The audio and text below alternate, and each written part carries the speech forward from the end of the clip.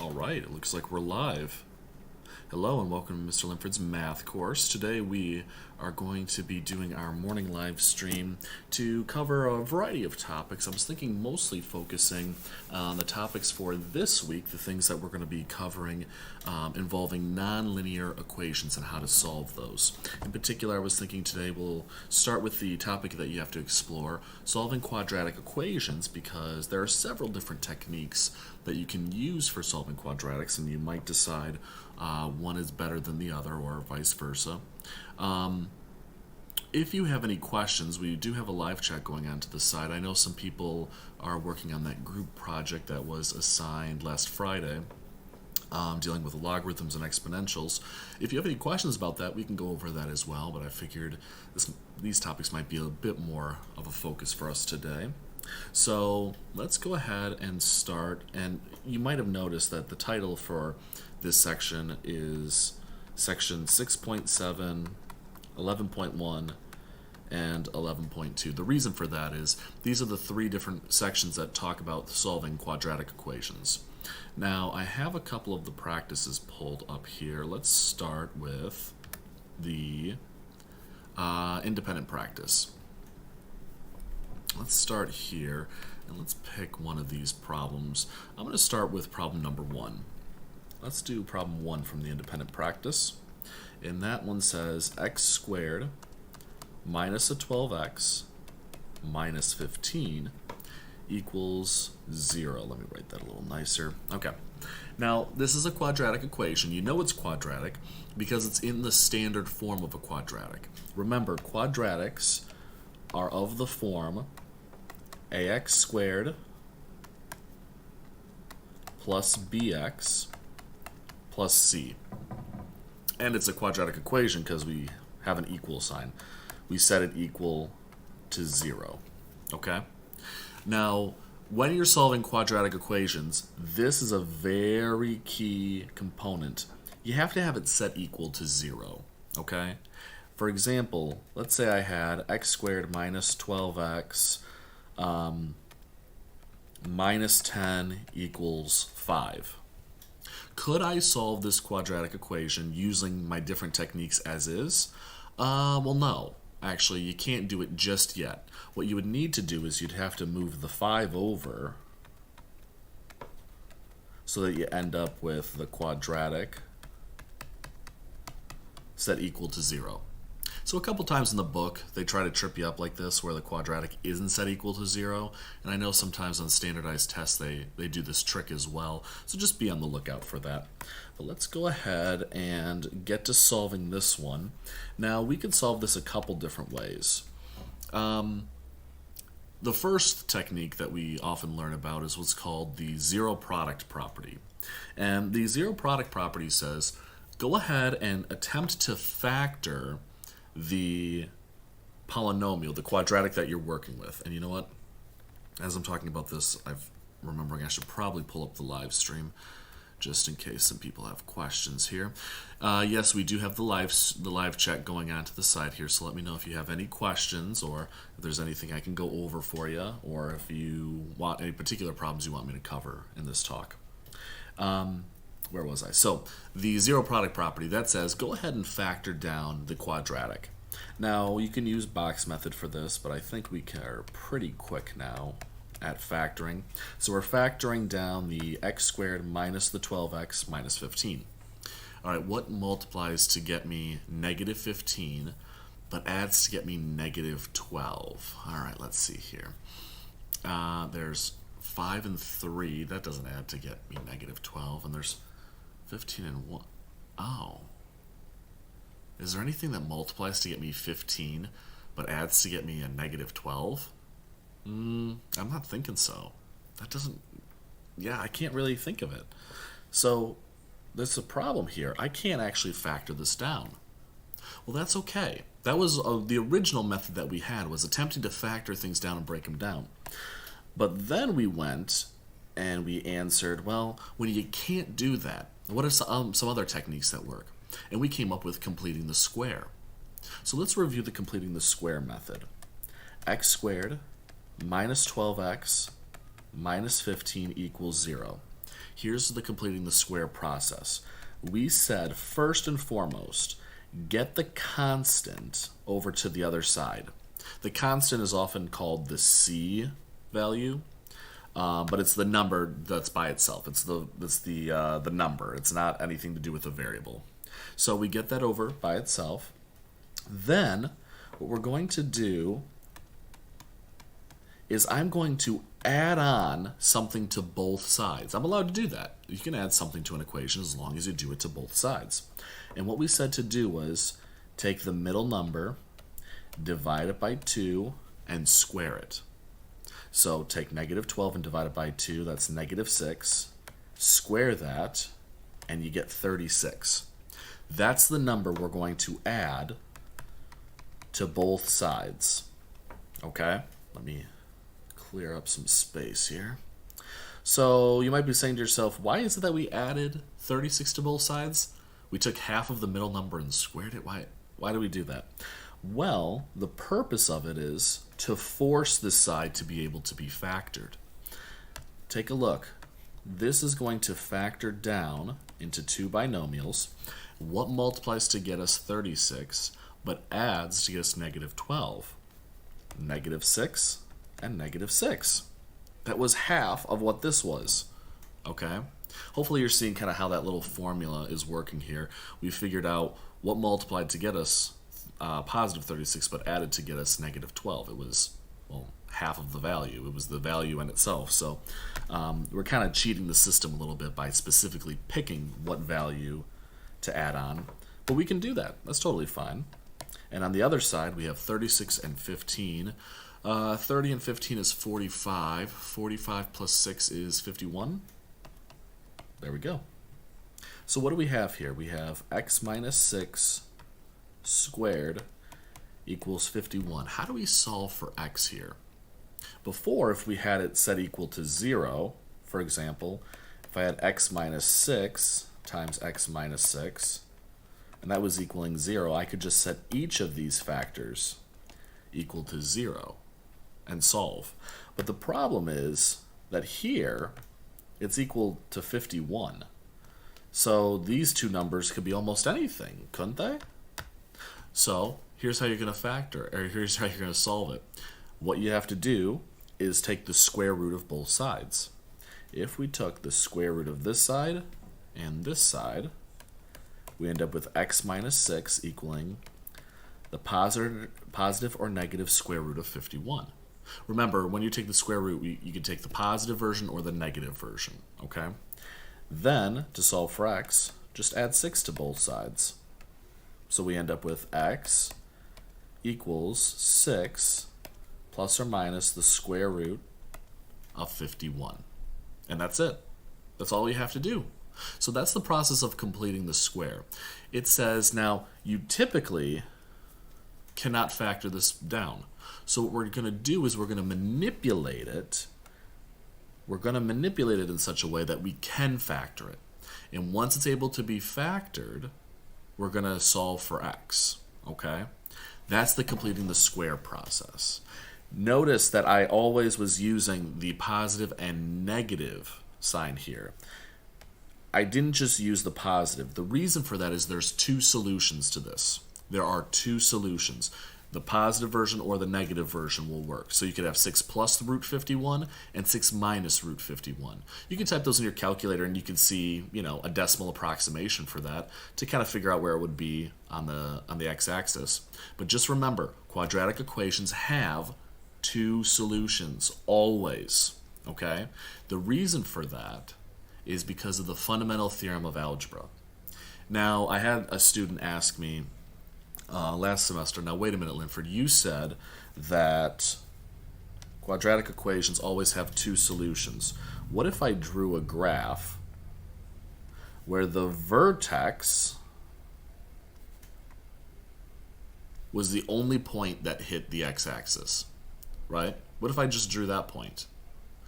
And I said to them, it's true, there's only one x-intercept. But when you factor whatever this is down, whatever f of x is, once it's factored down, it's going to be in a binomial. Let me rewrite this. you're going to have a binomial squared equaling 0. So you're going to have like x plus or minus some number squared. So you're going to have two factors of the same thing. Like, for example, a situation where this might occur is, let's do x minus 3 times x minus 3, right? That's equaling 0. So this polynomial would be x squared minus 6x plus 9 equaling 0. So if you graphed this, you would see that it is just touching the x-axis at the point 3, okay? Because you could solve this and say x minus 3 equals 0, so x equals 3. And this one is the same thing, so what's the point in... I guess I could solve it again, but it's the same thing, right? I just got the same answer twice, okay? What we mean by there's going to be two solutions is there's two factors for you to solve, okay? Now, sometimes you might have the same answer twice. This is what's called a multiplicity. You'll learn more about that in 176 and in college algebra, but this is called a multiplicity of 2, meaning you had the same answer twice, okay? But otherwise, you'll have two roots. I had another student ask me, wait a minute, Linford, but what happens when I'm above the axis, or if I'm below the axis going downwards? I don't have any roots then. And I said, careful, remember, you might not have any x-intercepts, but you will have imaginary or complex intercepts, okay? So if you're above the axis or below the axis and you never cross it, then instead of dealing with real numbers, you're going to have to deal with complex numbers. And that was what some of the problems had you solve for in here. So let's take a look at another problem. Let's take a look at... I'm going to cheat. I'm going to look at the answers. I'm going to try to find a good one here. Nothing to factor. I want to find a complex one. Ooh, here's a good one. Let's do number 12 from the independent practice. It says x squared plus 4x plus 7 equals 0. Okay.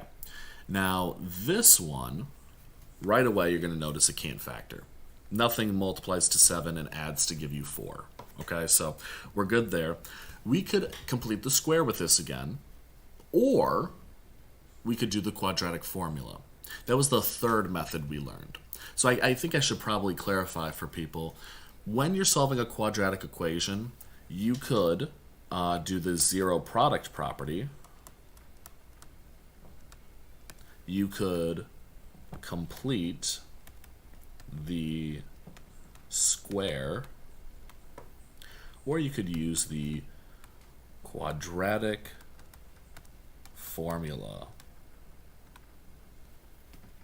Now, each of these methods has their own benefits, and you'll see in the answer key, I used a variety of techniques. Okay, I used the zero product property a couple times, I completed the square a couple times, I did the quadratic formula. Really, it's up to you. Now, the zero product property is a nice method. It relies on us factoring down the polynomial and setting the factors equal to 0. But the problem is this must be able to factor. Must be able to factor. Meaning, if we just saw in the last example, you couldn't factor the polynomial. And in fact, we see in this example right here, we know that can't be factored down. So the zero product property wouldn't work here. It's a nice method. It makes sense to us conceptually, but unfortunately, it doesn't always work. Only when the polynomial can be factored.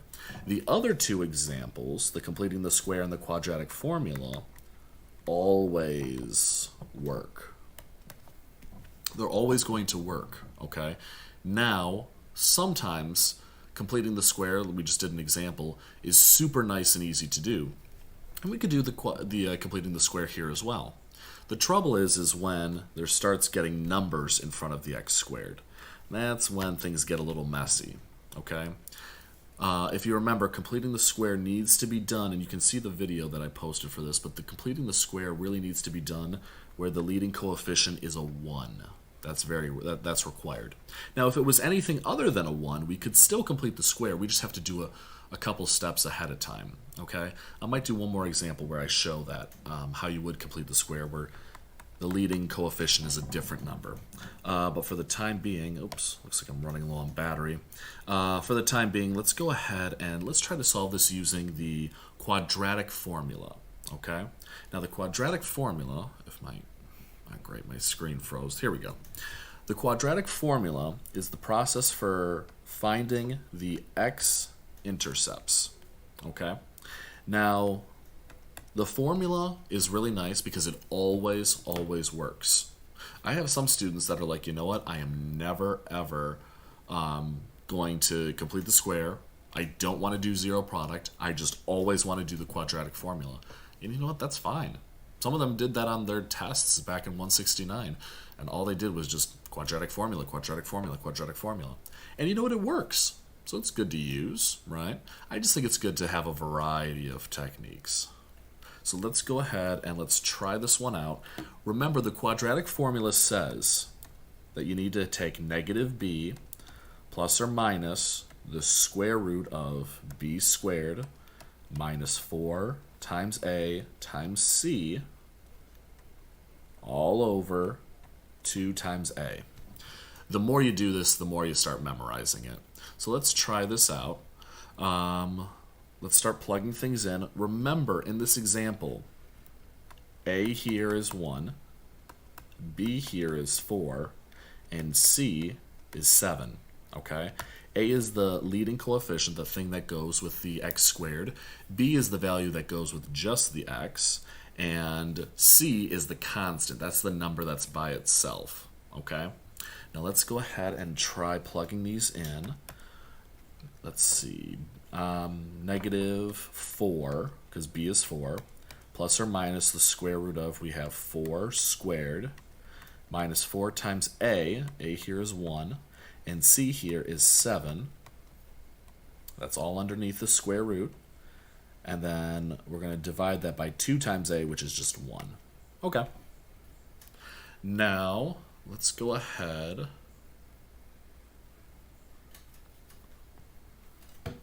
Come on. Of course, now it wants to freeze. All right, there we go. Let's go ahead and start simplifying this. Negative 4 plus or minus the square root of, well, let's see, that's 16 minus 4 times 7 is 28. And actually, you know, let's go ahead and do this subtraction. What's 16 minus 28? 16 to 20 is 4. And then 20 to 8 is 8. So what's that, 12?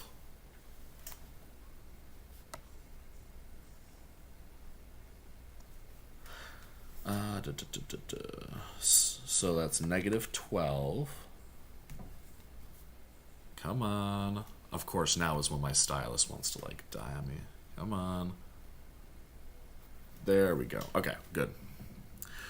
I'm treating it, I don't know why I'm, like, shaking my stylus right now as if it has, like, ink in it or something. All right, so let's see. We did the 16 minus 28. That gave us a negative 12. And we're going to divide this by 2.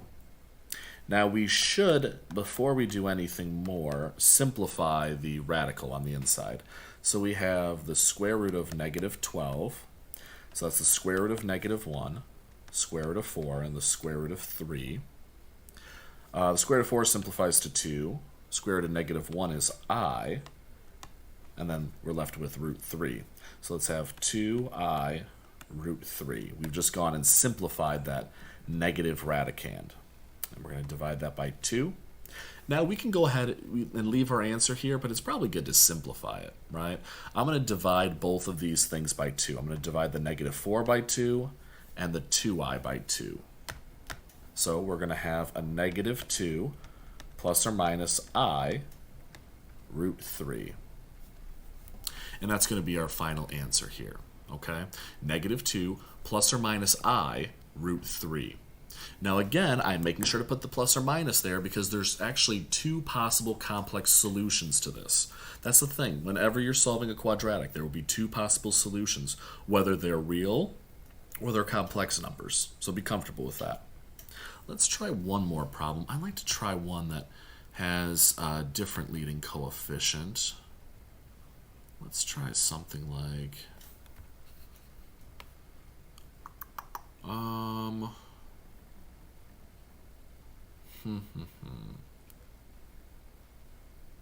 you know what, let's go ahead and try, oh gosh, let's do number 5. Let me do number 5 on the independent practice here. 5 on the independent. So that's a 2x squared minus 7x minus 4 equaling 0. Now you can see I actually factored this and used the zero product property. What I'm going to do this time is actually attempt to complete the square. So just to show you how completing the square works, I think it's pretty obvious how we use the quadratic formula for everything. Let's try the completing the square. Now, if we're going to do this method, that 2 cannot be there. That has to be a 1. So how do I turn this into a 1? Well, the easy method that we can do is just divide both sides by that number. Divide by 2. So we're going to end up with an x squared minus 7 over 2x minus 2 equaling 0. Okay? The idea here is this. When you're breaking this down, to get the leading term to be a 1, you got to divide by that leading term. Now, this is where some people would start. I'm a little hesitant, but what I'm going to do right now is I want to put a big star right here. And you know what? I'm even going to highlight this. And I'm going to come back to it in a minute. I'm going to highlight that I divided by 2 on both sides. Okay? I'll explain why in just a minute. I'll come right back to that. So let's go back here and let's keep solving. When we go ahead and complete the square, let's go ahead and add the 2 over to both sides. Oops. I got to get off highlight. There we go. X squared minus 7 over 2x equals 2. Now, the next step in completing the square said take the middle term, divide it by 2, and square it. So, here's the middle term, negative 7 halves, and we're told to divide that by 2 and square it. Okay, well that's not that difficult to do. You know, let's take negative 7 over 2 and divide it by 2. That's negative 7 over 4, and I need to square that, so we get a 49 over 16. Okay, well that's the number we're going to add to both sides. So let's take x squared minus 7 halves x, and we're going to add on 49 over 16. And that's going to be equal to 2 plus 49 over 16. Now, this left-hand side can be factored down. We can factor this now. The way in which we're going to factor it is we still take what this middle term was, the thing that when we divided it in half, that's what is going to be in both of the binomials.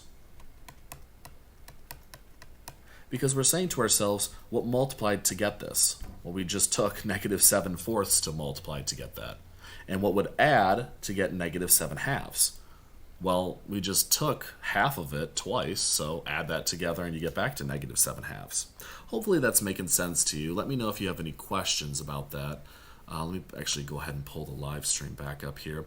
If you have any questions, feel free to, come during my office hours and ask me about that, and I can actually go and kind of prove that a little more for you. But now let's go ahead and work on the right-hand side. I need to get my calculator here. All right, you know what? Do I need a calculator? Nah, let's give this a try. All right, let's see. I got to add 2 and 49 over 16. 2 is the same as 32 over 16 plus 49 over 16. So let's add 32 and 49. 30 and 40 is 70. 70 and 9 is 79. Plus 2 is 81.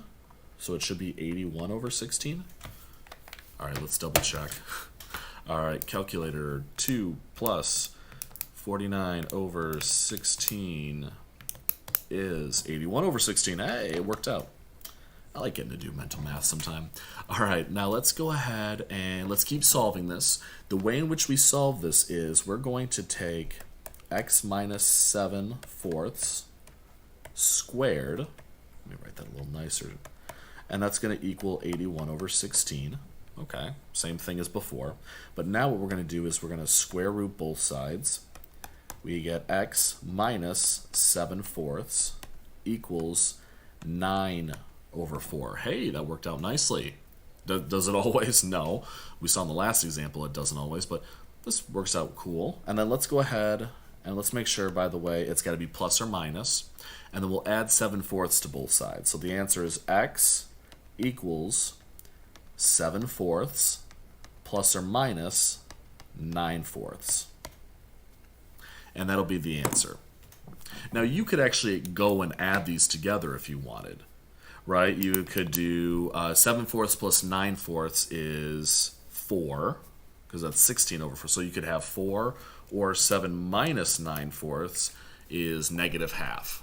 So those are the two possible solutions you could have, or you could just leave it like this. I'm fine with either, okay? Well, I'm not seeing any questions on the live chat here, so it seems that people are, I don't know, hopefully they don't really have any questions and it's making sense. I'll do another one of these in just a little bit. Let me know if you do have any questions or anything you'd like me to go over. I'd like to go over more of the exit ticket problems for today. But otherwise, let me know if you have any other questions and keep up with the work. Take care now.